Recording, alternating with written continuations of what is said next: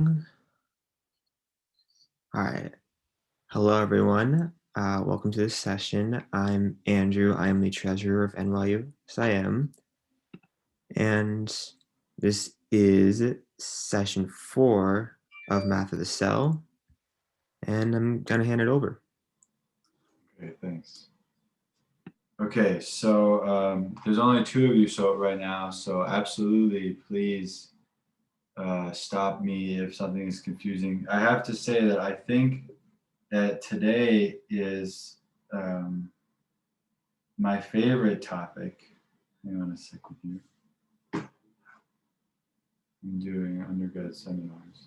I have to say that I think out of all the seminars so far, today is my favorite one. So what I'm going to talk about today is last time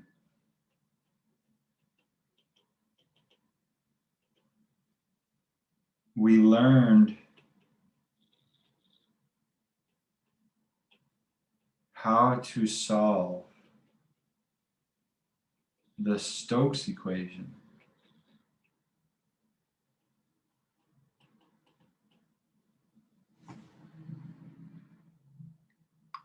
So the Stokes equation is mu times the vector Laplacian of u minus the gradient of the pressure plus the force, which is a vector, is 0. And then the divergence of u is 0. So these are the equations of the fluid that surrounds the cell. So we learned how to solve this on a periodic domain.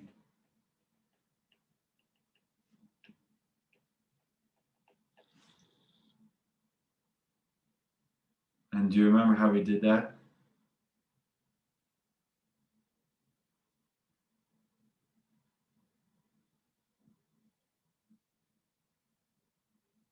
How did we learn to solve PDEs on a periodic domain?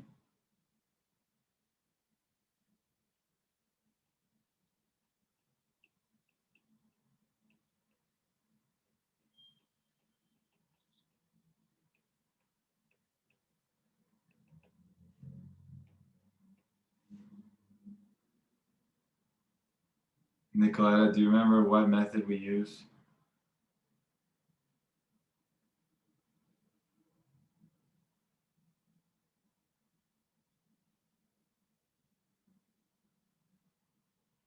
Mingjian?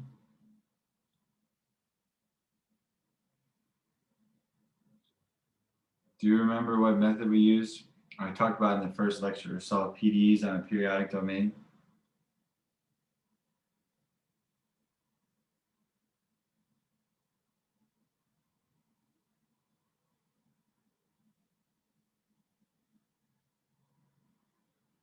All right, nobody's answering, so this is going to be rough. This is going to be a rough session. Okay, so the Fourier method.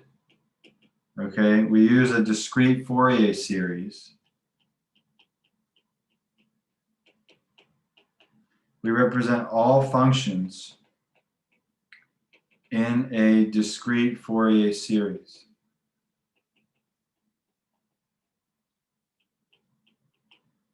So in particular, we write that the pressure, for example, is the sum over Fourier modes, m and n, p hat m n, e to the I k m x, e to the I k n y, where km are wave numbers, 2 pi m over L.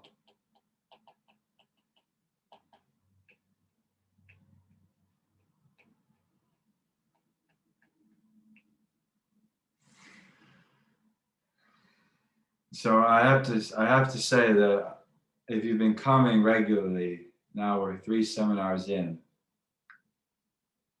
and you don't know the answer, you don't know what a Fourier method is, then I haven't really done my job.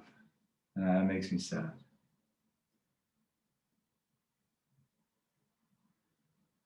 because when we represent functions in the Fourier basis on a periodic domain, the differential equations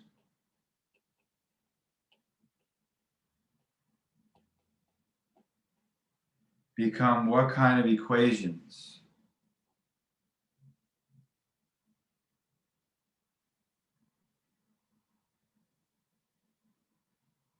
We replace differential Polynomials, equations. right?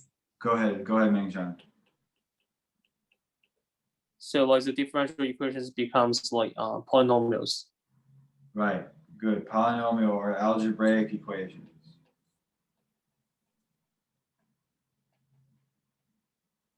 So we convert differential equations for pressure, velocity, and force into algebraic equations for pressure hat, U hat, F hat. So these are now the coefficients of the Fourier basis.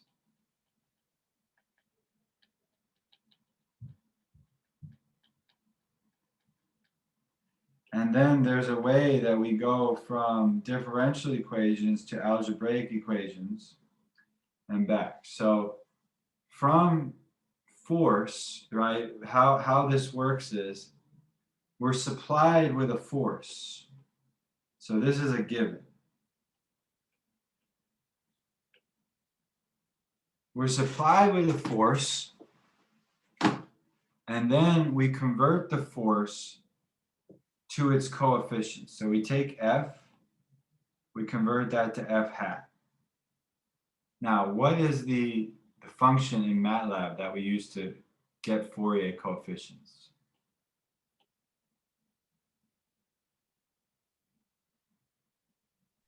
Is it the like fast Fourier function? It's like FFT or transform, I think. Very good. Fast Fourier transform. Good. Now, once we have the Fourier coefficients F hat, what we do is, if you remember, we said that we have this equation, mu Laplace u minus grad p equals F. And the divergence of u is 0. So we said that we take the divergence of the first equation. And so that gives us mu, and then we can commute the Laplacian. I think I'm supposed to write this like del squared. I'll just clarify that this is the same as del squared. So we can take the divergence through this, and we have the divergence of the gradient of P and the divergence of F. So this term is 0 because the divergence of U is 0. Divergence of gradient is del squared. And what we have is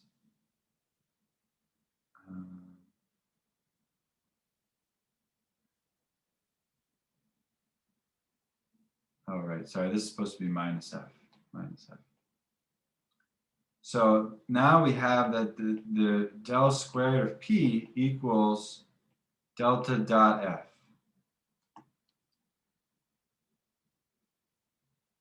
And this is what we call a Poisson equation. And last time we went over how to solve it in the Fourier domain. You take F hat. So F hat X is the Fourier coefficients in the X direction.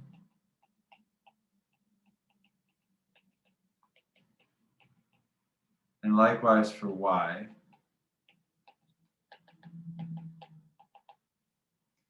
And what we said was that you take the divergence of F, which in Fourier space is I, K, M, F hat X, plus I, K, N, F hat Y. And then you divide that by Km squared plus Kn squared minus.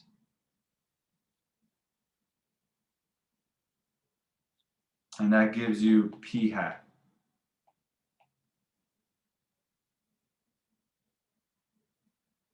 And then once you have P hat, you go back and solve this equation for U. So we talked about that last time, and I don't want to dwell on that. But the important point of this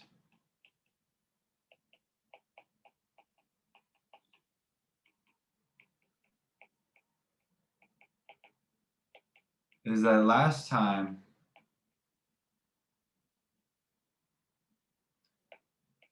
we showed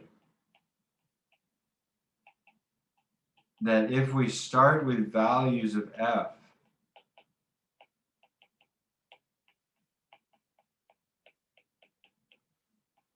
on a grid, so here's the grid,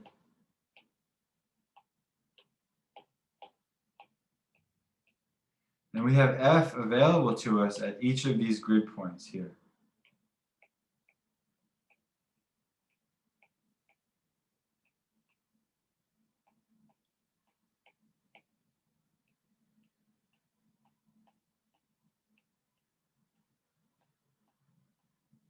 So if we start with f at the red points,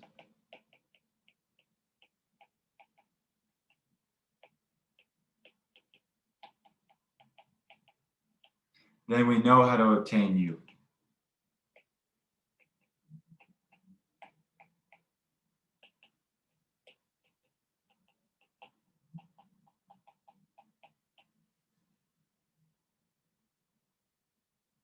So that's what we did last time.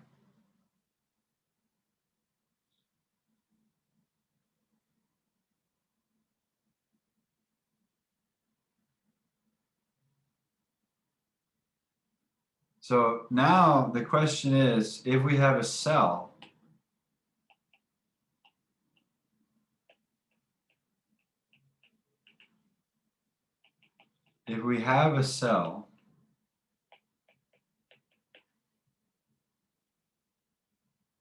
how do we obtain f?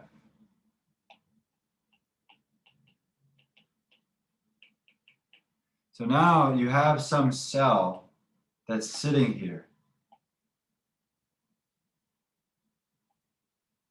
And the cell has a force on it. So let's say, for example, right, cells want to be circular. So here's a circular cell.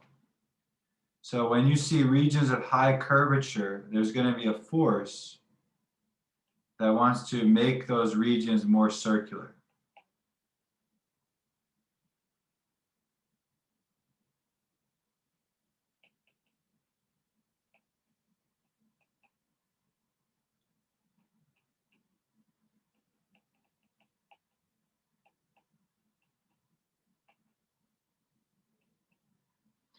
And how it works in real life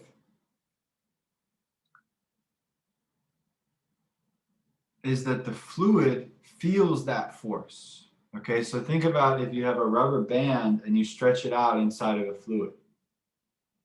All right, you're in water, you stretch out your rubber band. What happens is, one way to think about it is that the fluid feels the force of the rubber band on it. The fluid starts to move and it drags the rubber band with it. Now that's the same as thinking about the rubber band moving and dragging the fluid with it. It's like Newton's third law, equal and opposite, right? But the way I like to think about it is you have a rubber band, you stretch it out. It imparts a certain force to the fluid. And then the fluid says, oh, you want, like, let's say you have your rubber band and it's stretched out like this, so it wants to come in. The fluid's saying, oh, I feel a force going this way. So my velocity had better start coming inwards.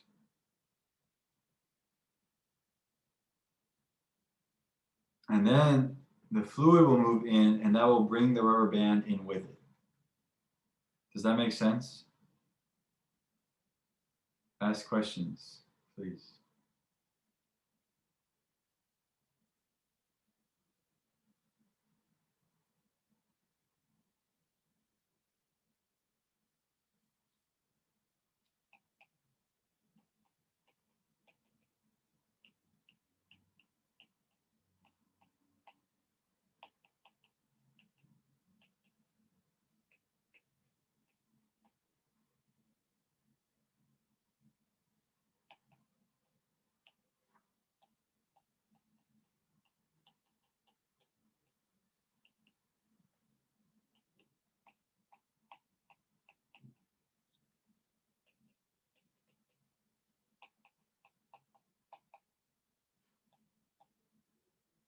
All right, so now I'm just going to write down what happens. The cell is deformed. It exerts a force that makes it want to go back to its circular shape. 2. The force on the cell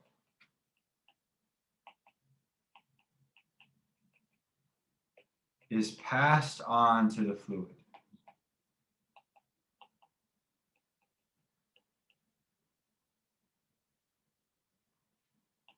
Provides a force F for fluid equations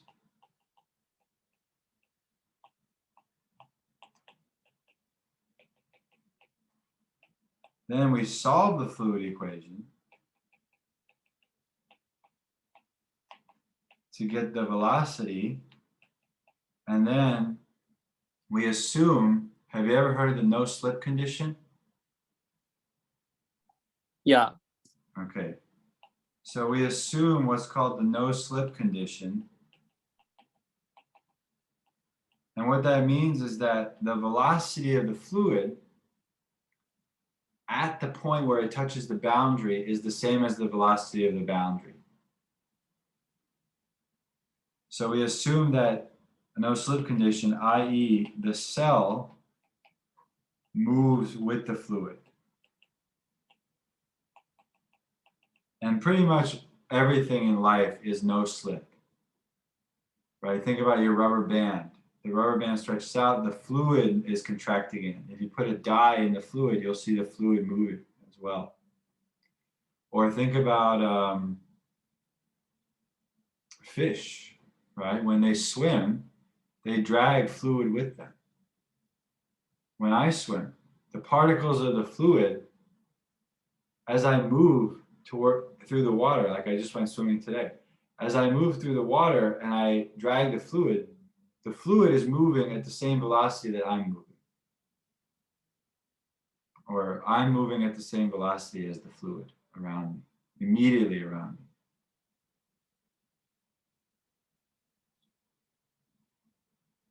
For example, when I grab fluid with my hand, I push the fluid back. My hand moves back, the fluid moves back, all at the same rate.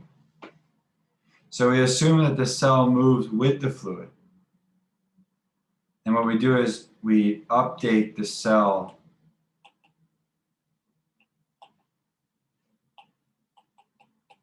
by moving it with that velocity.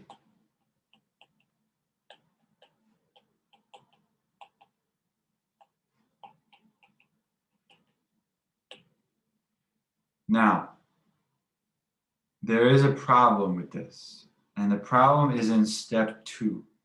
That's one of the issues. And it's in particular in that sentence there. Do you have any idea what the problem might be? If you look at this picture, think about where we know F and where we have the cell, where we want F and where we have the cell. What is the problem?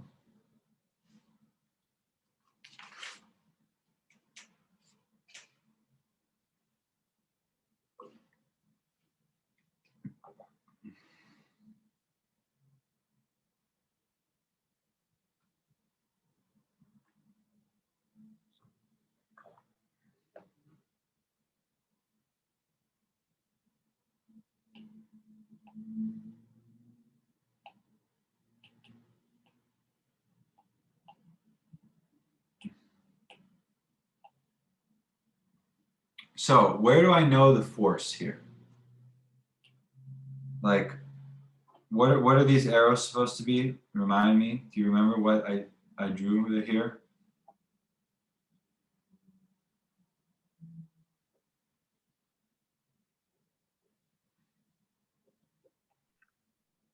The arrows are the force, right?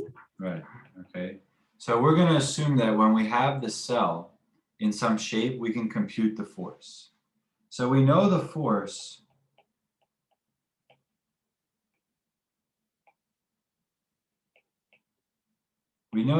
everywhere on the blue cell surface. But where do we want the force when we solve the fluid equations?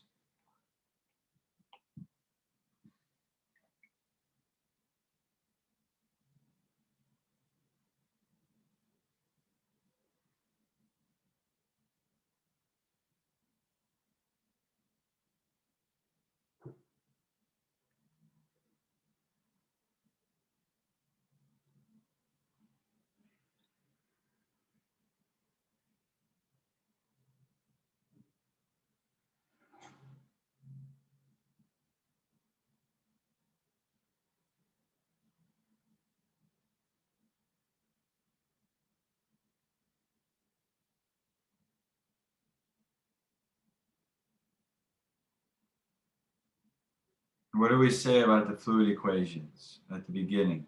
Where do we know F when we solve fluid equations?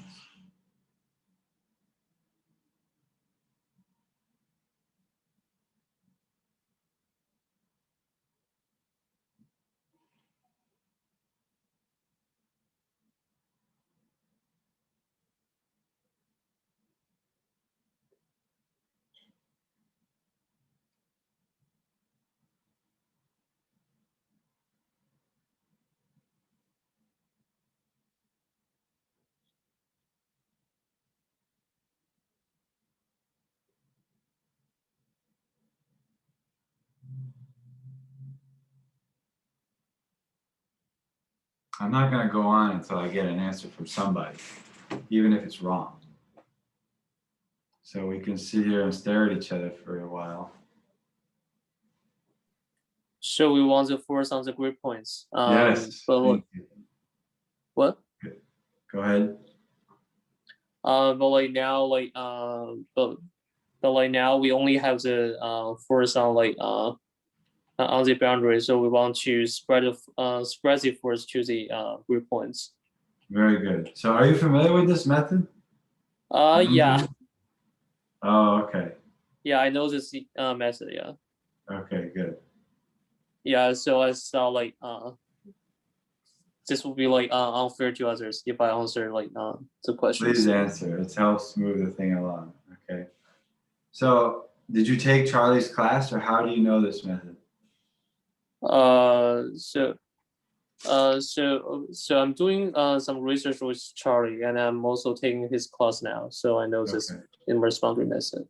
Right. Right. Okay, good. So you're taking his class, you know how this works, right? The concept is, you know the force on the blue line, but you don't know the force. You want the force on the grid points, the red grid points. So what you do is you basically take this boundary and you smooth it out like that. And you smooth it out in such a way that the grid can feel the boundary.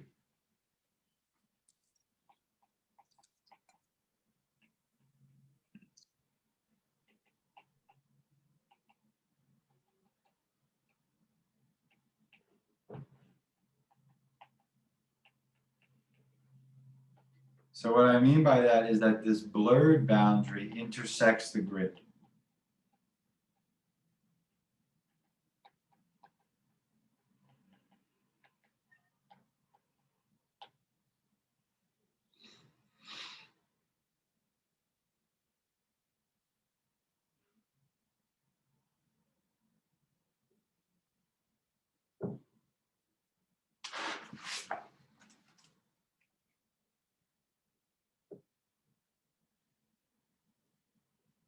Now, the main concept with this method, or one of the concepts, is as the grid gets finer. So let's say that I put an even finer grid here. Let's say I refine the grid. Oh, let's do it in a different color.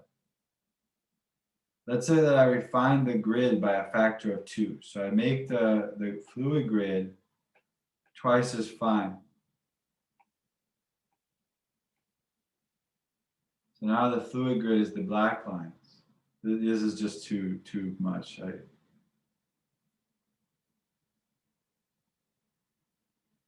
So now let's say that I refine the fluid grid. So now the grid is finer. And if I draw the cell again, what actually happens is that the width of this is tied to the grid spacing. So it contacts the same number of grid cells. So what that means is it's actually a narrower surface when you refine the grid. So I bet you Charlie probably didn't mention this, but one of the things about the immersed boundary method is that when you spread this force onto the grid, you impart the boundary a certain thickness. If you think about the fluid, right? The fluid sees this boundary and it sees a certain thickness to it because of how the grid is spaced. So if I'm the fluid, I see, okay, the boundary is like from this grid point to this grid point here. So that gives the boundary a certain thickness to it. And the notion in the immersed boundary method, the notion is that as you refine the grid, the surface converges to something with zero thickness at a first order rate with respect to the grid spacing. But sometimes you actually want to represent a boundary with a finite thickness. And so in that case, you can monkey around with the fluid grid. You can say, okay, I want to represent a boundary that's this thick. So I'm going to choose the fluid grid so that when I spread to the fluid grid, the boundary has a certain width, certain spacing.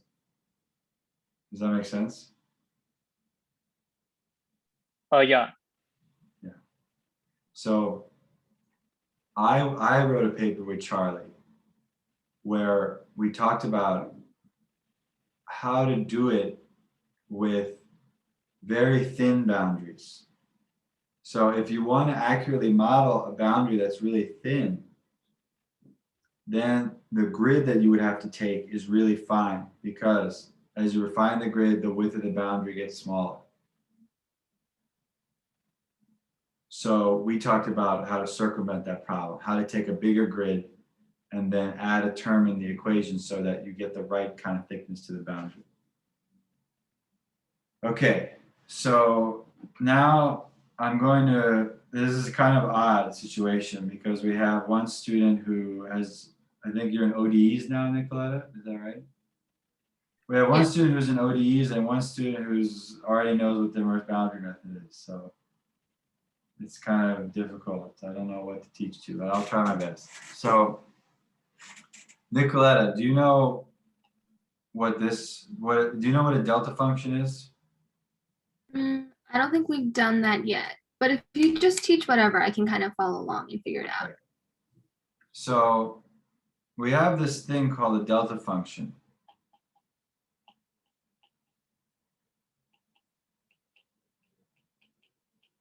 And it's defined by the following notation. The integral of f of x times delta x minus y dx from, let's say, 0 to infinity equals f of y.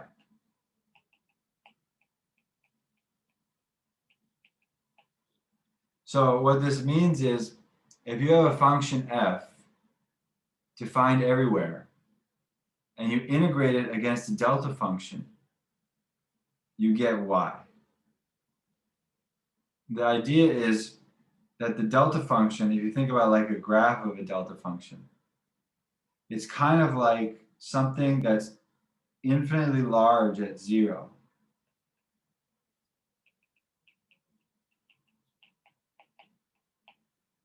And 0 everywhere else.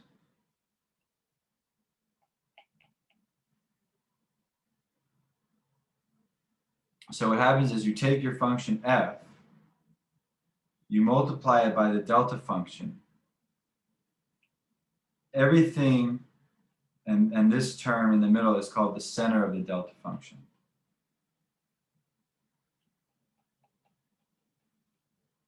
So here the center would be 0. Everything away from the center gets 0 weight. And the center gets an infinite weight. And the delta function is defined in such a way that when you integrate a function times that delta function, you just get the value at the center of the delta function.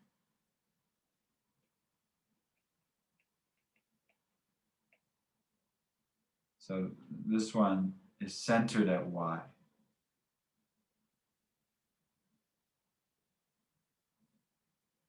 So the immersed boundary method makes use of this.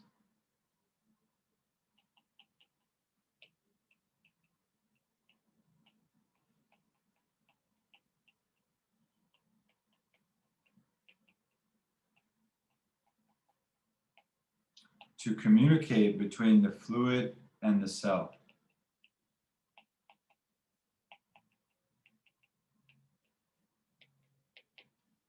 So let's say you have here your fluid grid looks like this. And here's your cell. You can express, let's say that you had a fluid grid that was infinitely fine, so it was in continuum. So let's get rid of the lines here. You just have the fluid domain,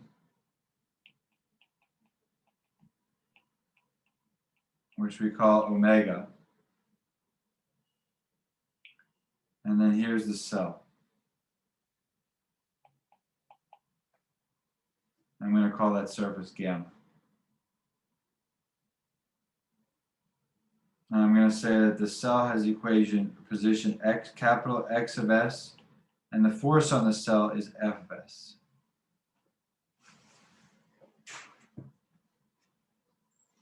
So the concept is that the force on the fluid at position X, in continuum now, is basically 0 when X is not on the cell, and F of S when it is.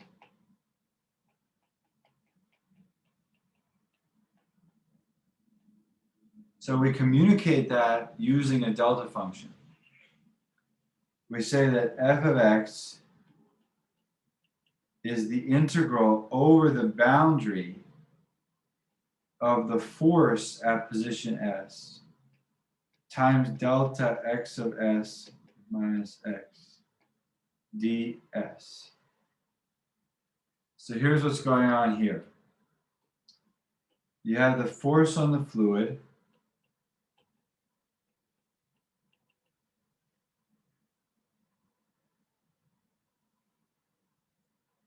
Here you have the force on the boundary.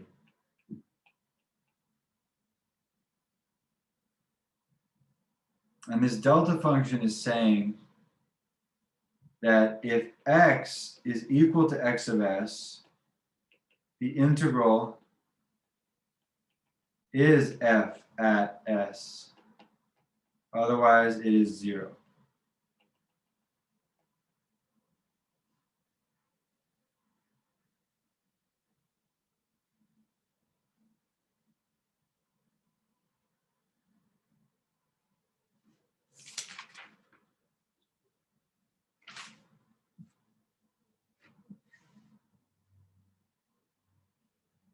So now you have the force on the fluid, you go through and you solve the fluid equations. And you get a velocity, u, on the fluid.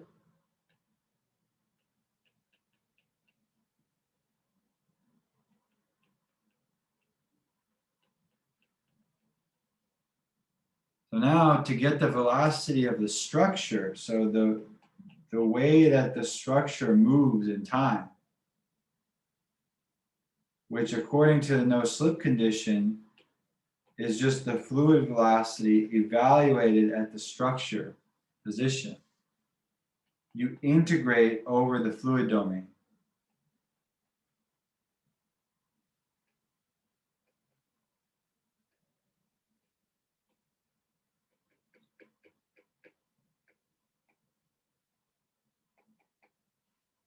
So here what you're doing is you're saying the velocity of cell. And what this does here is it finds the point in the fluid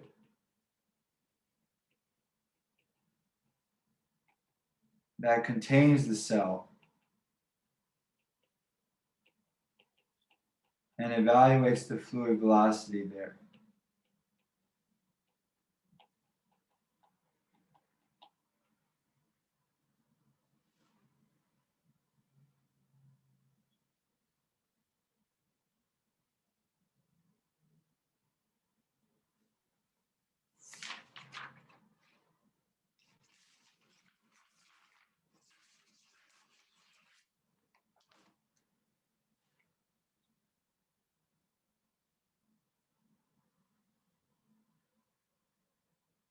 So now you take these two equations, equation 1, equation 2. You couple them to the fluid equations.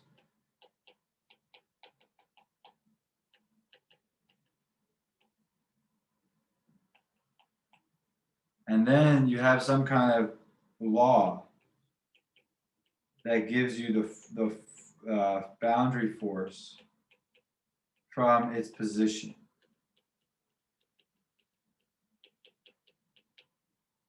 And that actually closes your formulation. So now you have a closed system. Meaning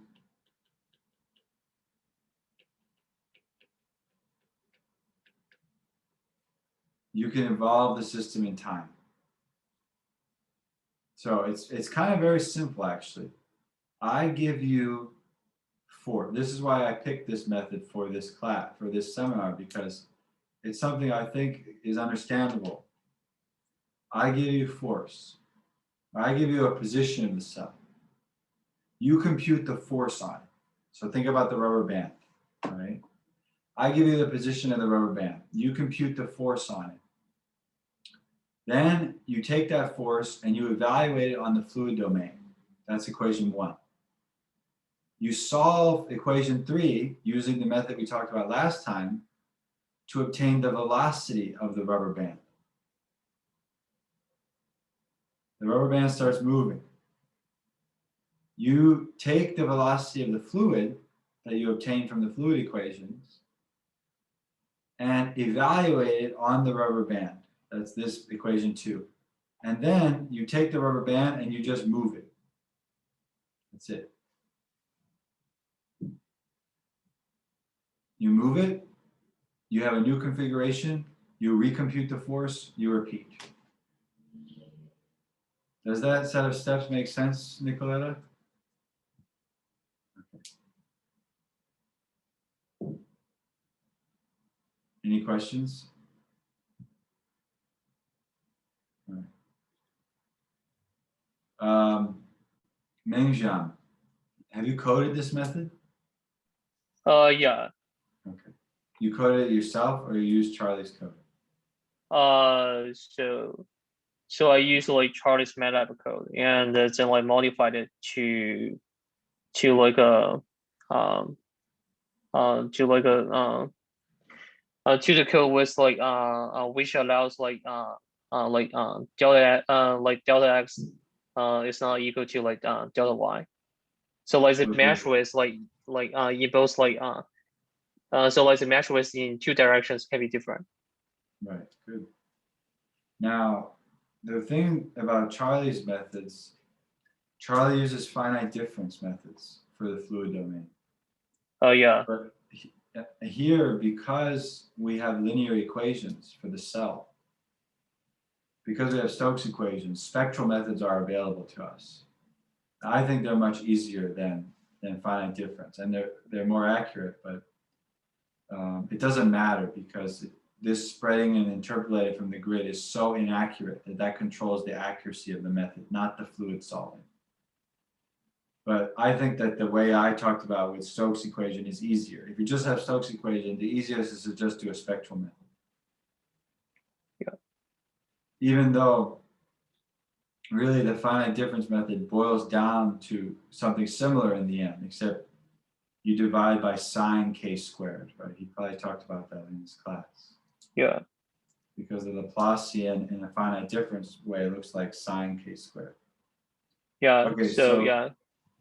What? So he also like uses like a Fourier series representation for the velocity, I think. Yeah, but like the method is like different. Yeah, he's still like using a finite difference method instead of a spectral method. That's right. So he first he discretizes the equation, right? So he writes it like un plus 1 minus u, or what is it? I think it's un plus 1 minus un over h. And then I think is when he substitutes the Fourier representation. Yeah. So that's different than what I do. I just substitute the Fourier representation into the continuum equation right away. I don't discretize. So what's your like numerical scheme in time? So do you use like Euler or Runge-Kutta Yeah, or like the multi-step method? For time, I just use forward order. Okay. And the reason why I do that is, and he makes a big deal out of making a second order accurate thing, but you can't get around the fact that this method is first order accurate with respect to the grid spacing. It's very hard to get around that because the delta function that you use controls that.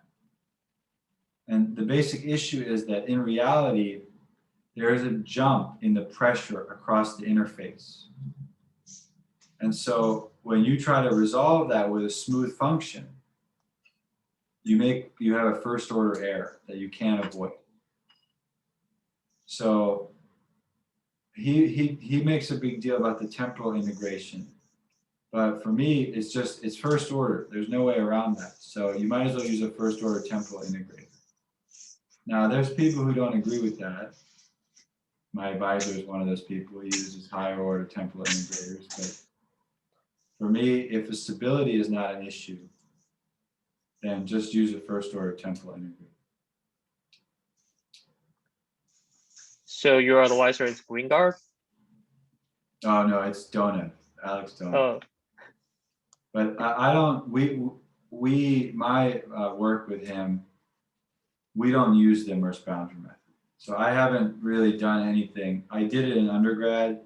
I did projects on it, and then I did one project on it with Charlie. And honestly, I kind of got sick of it because, you work on something for a couple of years, you get tired of it. So I just decided to flip to something else. And the thing is that in Stokes flow, you can actually work out an analytical solution. You know what a Green's function is? Oh yeah. You can actually work out a Green's function. So if the Green's function is available to you, why not use it? Right? Yeah. You know the analytical solution. You don't even need to discretize. You have the answer. Just write it down. Yeah, so then you jump to the method of integral equations. Yeah. That's right. That's how I do things now with integral equations. I like them better. They're more efficient, especially for these slender shapes. Like I talked about, if you have a shape with a very thin boundary, doing that with the immersed boundary method, resolving that with the immersed boundary method is impossible. So there's integral equation methods that are much easier.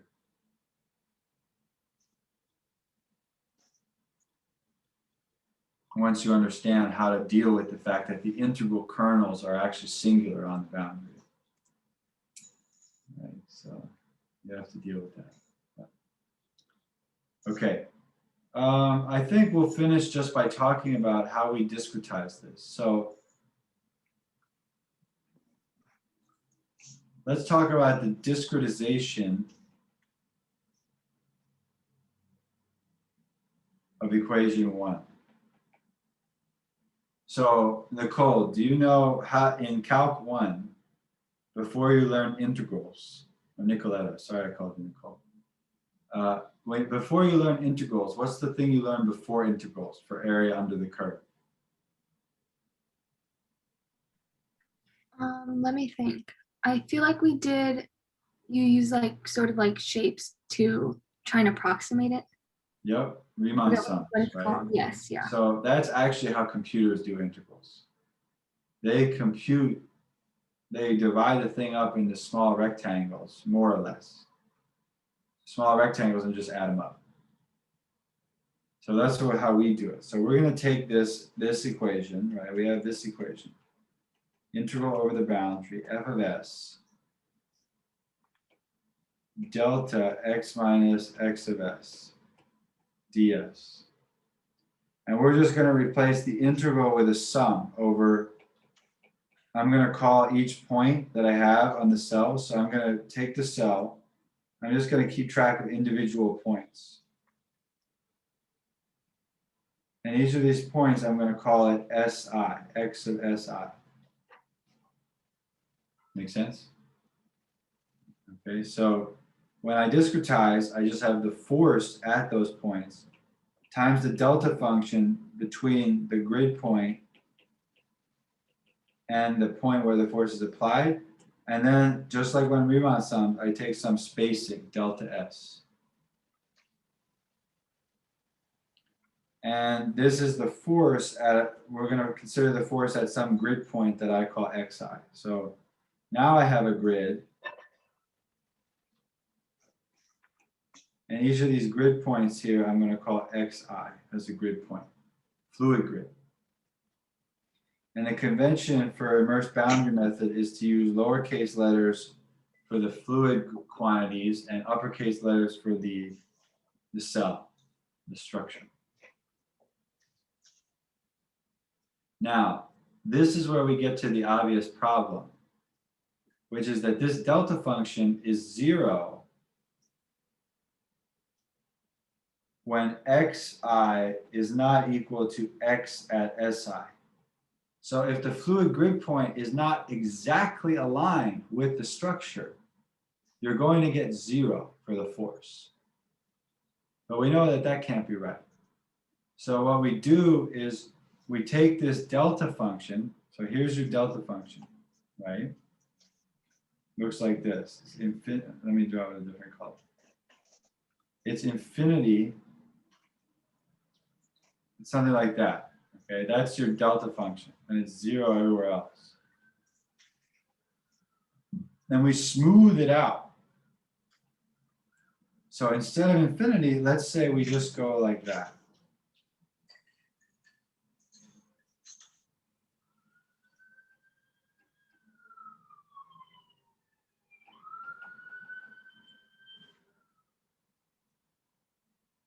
And the concept, which is not really important, the concept is that this function, the width of it, is tied to the grid spacing.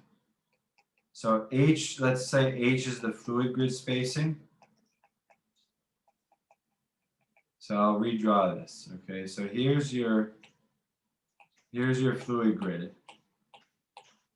And here's like a piece of the cell, right? Let's say the cell cuts across like that. So what you're doing is you're taking points here. This is h. This distance here is h.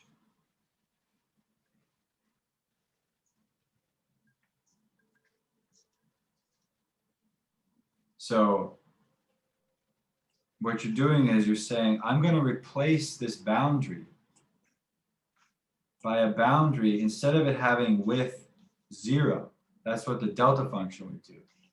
I replace it by something that has width 2 grid cells away.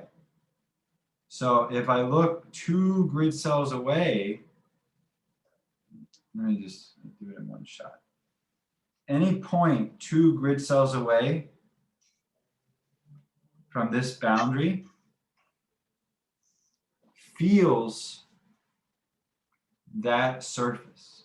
It thinks it's there. So you get a support that's highlighted. Something like this is what the fluid is going to feel.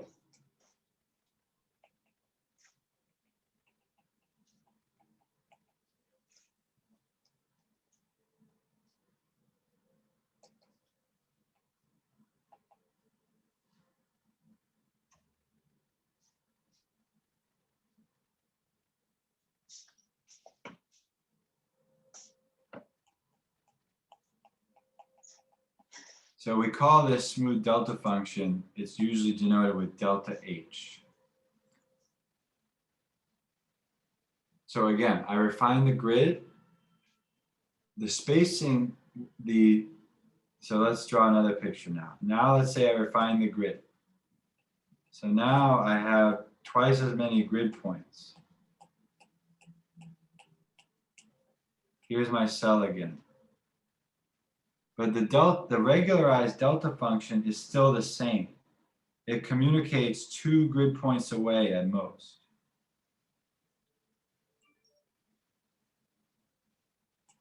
So if we draw the support, we get something just looks like this. So which boundary is thicker? The first one or the second one?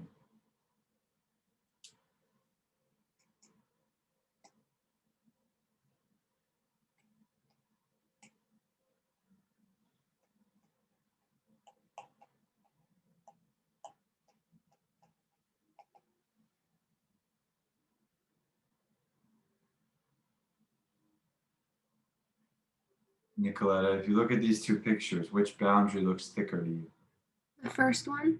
Right. The one with the wider grid is the thicker boundary.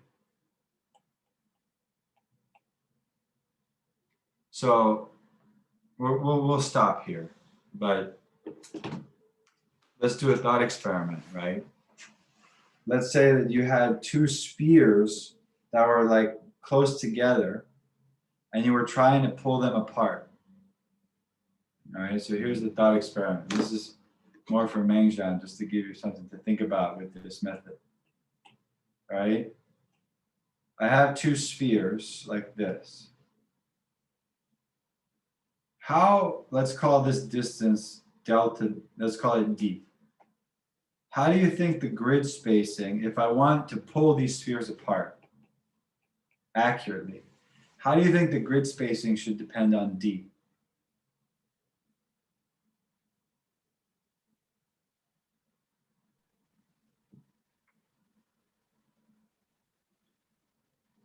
So should this be D over 4 or like something like that? So it should be much smaller than d, right? Well, maybe not Yeah. much smaller, but you're right. There have to be a lot of grid points in here. Otherwise, let's take the extreme case where you had a grid that looked like this. The fluid solver cannot distinguish between the two cells. It thinks that they're basically one, because remember, well, let's do it a little less extreme. Each of these cells has a support of two grid points around it. So you could, in the extreme case, you would have a fluid that sees something like this. So the fluid is going to think that the cells are overlapping, and then it will just never be able to pull them apart. So you're right, you need to have a lot of grid points in the middle there. What's the problem with that, Mengjian? So I need a lot of grid points here, right? Yeah. But in Charlie's method, that means that that's just the width of the grid. That's life. You need to take a ridiculously fine grid. You know how to get around that?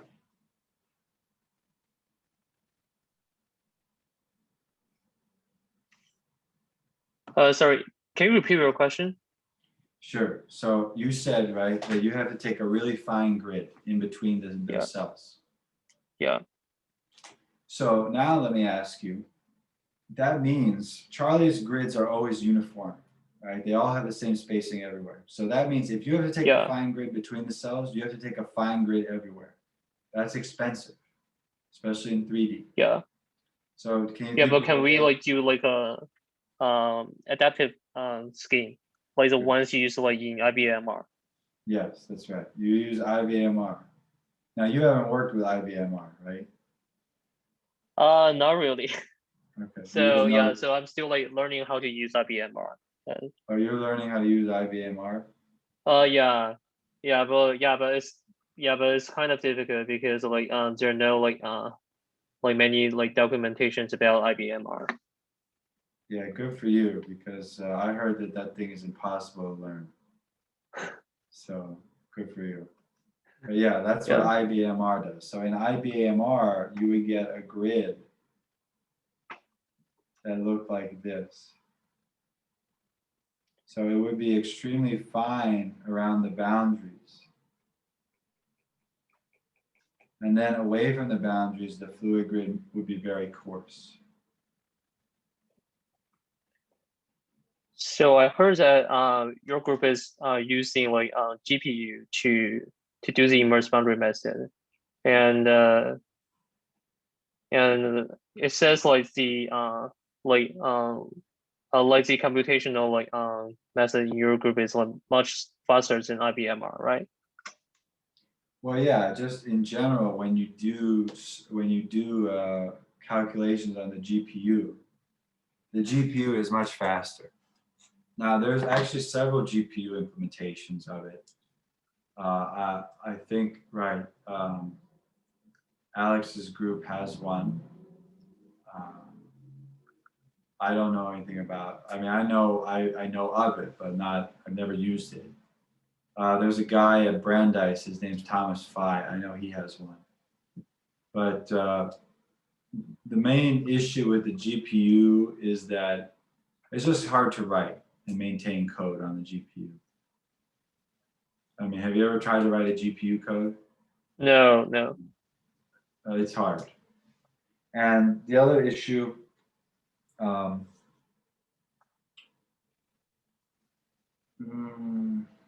else do I want to say? I mean, that's really that's an issue, and that's the only thing I can think of for why you wouldn't do it on the GPU. But yeah, GPU it pretty much always outperforms the CPU. GPUs are basically, they're stupid. They're fast, but they're stupid. So if you want to do complicated calculations like Navier-Stokes equations, those are harder to do on a GPU than just regular Stokes, which is, I believe, what our group has, but I'm not positive. So Stokes is easier than Navier-Stokes. The simpler the problem gets, the better it is on the GPU than this versus the CPU.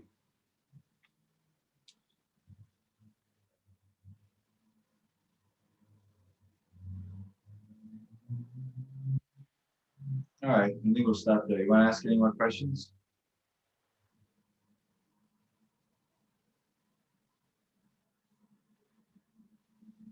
All right, I think for next time what I'm going to do is I'm going to ask people to RSVP beforehand and just write a few sentences about your background, because I feel like if I had known if I know what kind of students I'm getting, then I'll be able to prepare a more tailored seminar. Especially since there's only two of you. I mean, today was hard, but we'll figure it out for next time better, hopefully. My plan for next time was to go over the implementation, but if Mengjian already has an implementation and Nicoletta hasn't implemented the fluid solver yet, which is fine, but if you don't understand the fluid solver, then this is going to be even harder to understand. So maybe we'll move on to something else next time. So just I'll email her to ask about RSVPs. Well, thank you both for coming. Appreciate you being here. Yeah, and thank you for giving such a good seminar. All right. You enjoyed it? I hope you enjoyed it. Yeah. Good. Hope you come back next time. I mean, I love talking about this stuff. I'm telling you, I have some experience with immerse boundary. Anytime you need anything about it, you can ask me. I've never used IBMR, but I know people who have, and I can send you their way. So. Yeah, thanks. Yeah. So I think your way of thinking is it's like very different from like Charlie's ways, which is a good thing like to learn. Yeah, it's good to learn different perspectives, right? I think what would you say is most different? So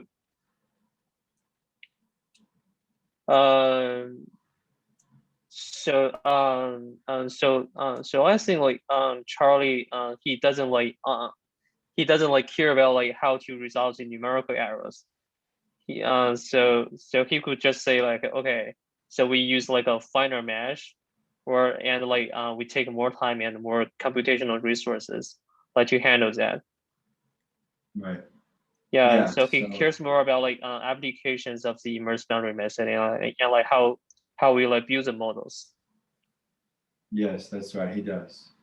Yeah. He's at a stage where he's more or less finished with method development, and he's just doing applications. But I like numerical methods. I'm a numerical methods person. I mean, applications are interesting. I'm working on right now applications of a numerical method I made. It's not as fun as making numerical methods. It's still fun. I'm enjoying it, but it's not as fun for me as actually developing the methods, new methods that are better, that are faster, right? So, Yeah. okay. Good seeing you guys. Thanks for coming. Thank you. Thank you. Bye.